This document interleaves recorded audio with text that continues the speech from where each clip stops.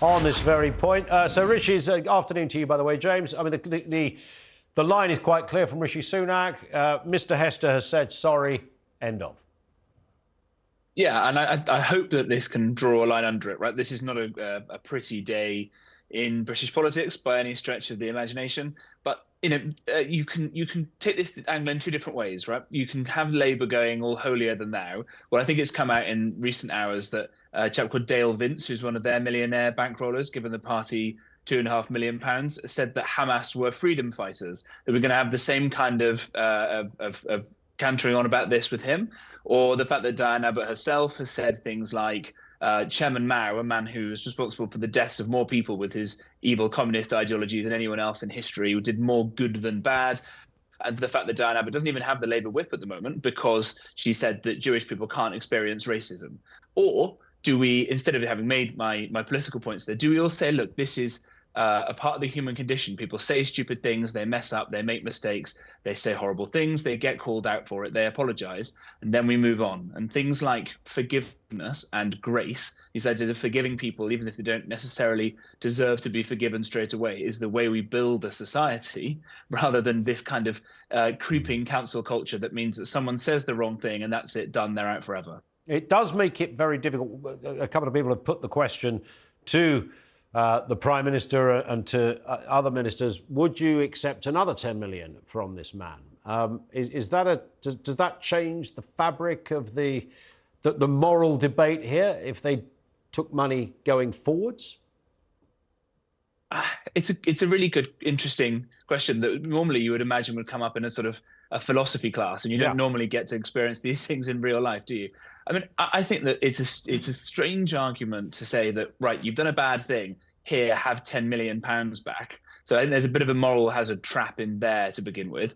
And I suspect that if there is ever any more money that comes forward, then it will probably be hypothecated to various causes. You know, we've got the most diverse cabinet in history. We've got the first Asian prime minister. 18 months ago, I tried to make my old boss, Nadeem Zahawi, man born in Baghdad who fled Saddam Hussein, tried to make him prime minister.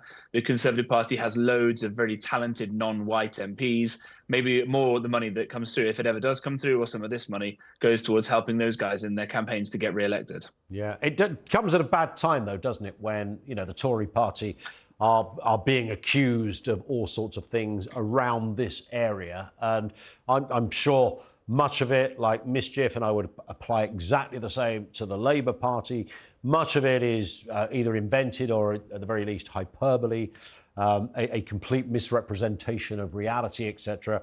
But there will be truths in some of this. It's a look that the Tory party have tried for ages to get rid of, that they're stuffed full of old white gits, and, you know, they don't much care for anybody that doesn't look like them. Now, as you rightly say, James, it's not borne out if you look at the cabinet. Doesn't mean to say you can't have racist people in the cabinet.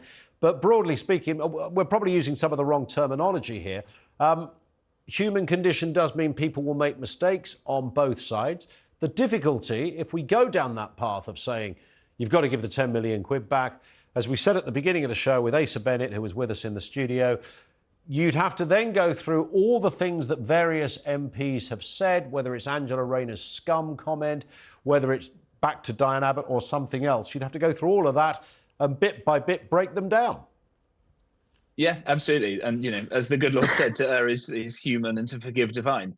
I think that is exactly as you say, where does this stuff stop? So the Labour Party, let's take them, for example, my favourite punching bag, they are bankrolled in large part by the trade unions. Well, trade union movement has had a pretty checkered history itself. A lot of strike days a lot of working days were lost to strikes during the middle of World War II. That wasn't terribly helpful. Should they give money back on that? You know, when we start trawling through these things, you know, as you say, we end up deconstructing everything and aren't left with anything left. And again, our politicians are meant to set examples. And so this guy said something wrong, who rightly was made to be called out. I think Kemi Badenoch deserves some credit for being the first person to come out yesterday afternoon and just say that it was wrong, call a spade on this. But now, again, we could perhaps demonstrate a mature kind of debate and say, right, you messed up, we've all done it, you said sorry, and now we kind of move on and we show this guy a path to come back. Because I don't really believe that this chap is a super successful businessman. You really think that he's a kind of knuckle dragger? No, I don't think that. There are people out there who have what we would now think of as quite unreconstructed views about whether it's sex or race or sexual orientation that aren't in keeping with what we now sort of all as a society believe to be true. And if you say, right, you say one wrong word and that's it, you're done for, it's harder to then get those people to actually be convinced that, no, you were a bit wrong about this thing, but look, this is how you do it. Gay people are real people too. Women deserve equal rights. Come on, and we have the proper conversation about these sorts of things. And that's what will help us actually move on as a society and be as one people. Yeah, I think that's right. It's the embarrassing uncle at the wedding, isn't it, who comes up to you and goes, "Here's one for you." It's that scenario, the sort of Little Englander in that respect, as distinct from, as I said earlier, Eugene Terre Blanche or some awful character such as that. Listen, as ever, thank you, James Price, former government advisor, with us here